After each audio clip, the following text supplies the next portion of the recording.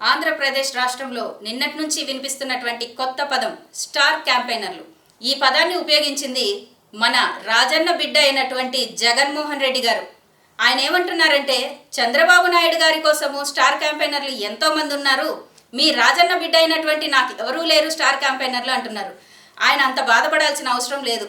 జగన్మోహన్ రెడ్డి గారు మీ బాధను ఆంధ్రప్రదేశ్ రాష్ట్ర ప్రజలు కనుక్కున్నారండి.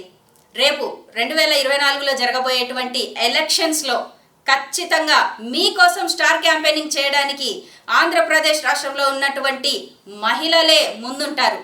ఎందుకంటే మీరు వచ్చిన తర్వాత నుంచి వైఎస్ఆర్సీపీ గవర్నమెంట్ ఏర్పాటు అయినప్పటి నుంచి మహిళల మీద, విద్యార్థుల మీద, చిన్నపిల్లల మీద జరుగుతున్నటువంటి అత్యాచారాలు, అఘాయిత్యాలు, అలాగే అదృశ్యాలు, వీటన్నిటి వల్ల ఆ కుటుంబాలు ఎంత నష్టపోయాయో వారందరూ కూడా మీ ప్రభుత్వాన్ని గద్దెదించడం కోసం, మళ్ళీ మిమ్మల్ని సీఎం చేయకుండా ఉండడం కోసం స్టార్ క్యాంపెయినింగ్ చేయబోతున్నారు. అలాగే బీసీ, ఎస్టీ మైనారిటీలు అందరూ కూడా వారి జీవితాలను, కొన్ని లక్షల మంది మీ వల్ల వారి జీవితాలు నాశనమయ్యాయి. ఆ కుటుంబాలన్నీ కూడా మీ ప్రభుత్వం మళ్ళీ ఏర్పడకూడదు అని స్టార్ క్యాంపెయినింగ్ చేయబోతున్నాయి. ఈ విషయాన్ని మీరు బాగా గుర్తుపెట్టుకోవాలి.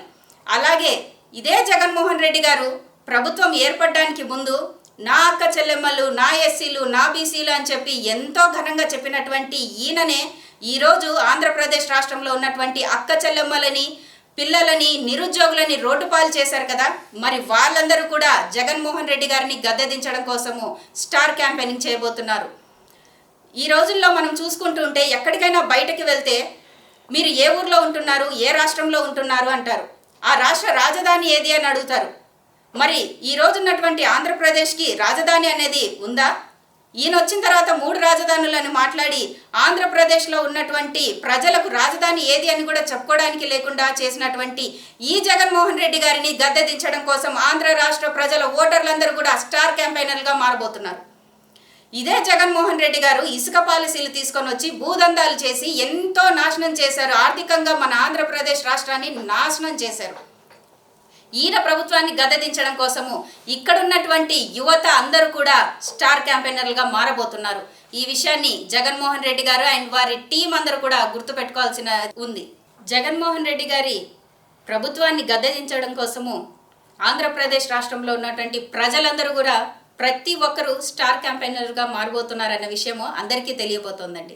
ఎందుకంటే జగన్మోహన్ రెడ్డి గారు వచ్చిన తర్వాత పెరిగినటువంటి ధరలు, నిత్యావసర సరుకులు కానివ్వండి, గ్యాస్ ధరలు కానివ్వండి, బస్ టికెట్లు, విద్యుత్ ఛార్జీలు, ఇలా ఏది చూసినా కూడా మధ్య తరగతి కుటుంబం ఈరోజు బ్రతకడానికి లేకుండా పక్క రాష్ట్రాలకు వెళ్ళి బతకాల్సిన అవసరం వస్తుంది.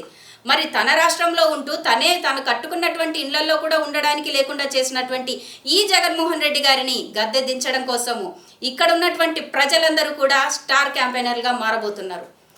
ఇదే జగన్మోహన్ రెడ్డి గారు నేను విన్నాను, మీ బాధలన్నీ నేను తీరుస్తాను అన్నారు. మరి జగన్మోహన్ రెడ్డి గారు వచ్చిన తర్వాత అన్నా క్యాంటీన్ని ఏ విధంగా నాశనం చేశారనేది ప్రతి ఒక్కరికి తెలిసిందే.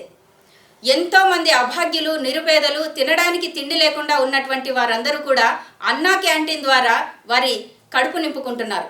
మరి అలాంటి అన్నా క్యాంటీన్ని కూడా కూలదోసినటువంటి ఈ ఘనత కేవలం జగన్మోహన్ రెడ్డి గారికే దక్కింది. అంతమంది నిరుపేదల పొట్టలు కొట్టినటువంటి జగన్మోహన్ రెడ్డిని గద్దెదించడం కోసము నిరుపేదలు ఎంతోమంది స్టార్ క్యాంపెయినర్లుగా మారబోతున్నారు. అలాగే ఎస్సీ ఎస్టీల మీద జరిగినటువంటి దాడుల్లో ఎంతోమంది కుటుంబాలు ఈరోజు రోడ్డున పడ్డారు. వారి కుటుంబాలన్నీ కూడా సిద్ధంగా ఉన్నాయి ఈయనను గద్దెదించడం కోసము. ఈరోజు ఉన్నటువంటి విద్యార్థుల జీవితాలు చూసుకుంటే విదేశీ విద్య అనేదే లేకుండా పోయింది. ఎక్కడ చూసినా కూడా ఆంధ్రప్రదేశ్లో వీరు చెప్తున్నారు గవర్నమెంట్ స్కూల్స్ మేము పెడుతున్నాము అని. ఎక్కడ డెవలప్మెంట్ ఎక్కడ? విద్యార్థులు ఈరోజు ఎక్కడైనా కానీ కూడా బయటకు వచ్చి చదివే పరిస్థితులు ఉన్నాయా? విదేశాలకు వెళ్ళి వాళ్ళు విద్యను అభ్యసించాల్సిన అవసరం లేదా? వారికి కావాల్సినటువంటి లోన్ ఏమైనా ప్రొవైడ్ చేస్తున్నారా? పోనీ స్కాలర్షిప్స్ ఏమన్నా ఇస్తున్నారా? ఏవి ఇవ్వట్లేదు. మరి ఈయన అంటారు మాకు కావాల్సినటువంటి ఓటింగ్ శాతం ఉంది అని. ఖచ్చితంగా మీకు కావాల్సినటువంటి ఓటింగ్ శాతం ఉందండి. ఎందుకంటే మిమ్మల్ని గద్దెదించడం కోసం ఈ స్టూడెంట్స్ అందరూ కూడా ముందుకు రాబోతున్నారు.